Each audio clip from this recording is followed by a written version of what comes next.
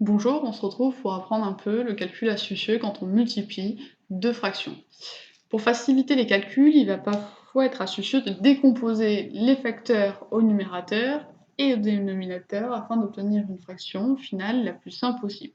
Si je prends la multiplication de deux fractions avec deux nombres plutôt grands, 32 75e fois 55 24e, je commence par multiplier les numérateurs entre eux et les dénominateurs entre eux comme nous l'avons vu précédemment. Donc on obtient 32 fois 55 au numérateur, 75 fois 24 au dénominateur.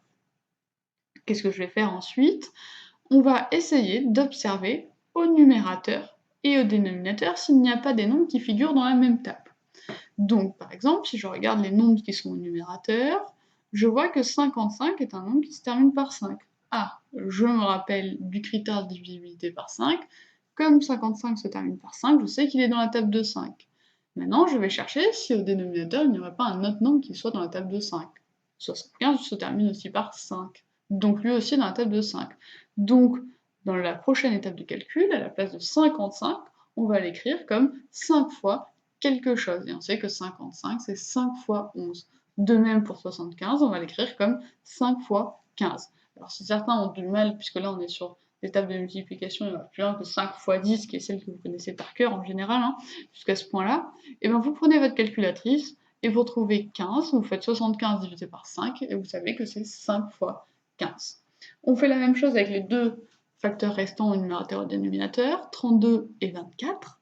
Ici, 32 et 24, on sait tous qu'ils sont dans la table de 8. Donc on va les décomposer comme 8 fois quelque chose. 32, on l'écrit comme 8 fois 4, 24 comme 8 fois 3. Et maintenant, on regarde. Comme on n'a que des multiplications au numérateur, au dénominateur, et c'est bien parce qu'on a des multiplications qu'on peut le faire, on simplifie. Le 8 est un facteur qui apparaît au numérateur et au dénominateur, donc je peux simplifier. De même pour le 5, ce qui n'est pas le cas des autres, qui ne sont pas barrés, comme on peut le voir. Donc, pour ma fraction finale, il me restera 4 fois 11 et 15 fois 3. Et j'obtiens donc, en faisant les multiplications, 44 45e.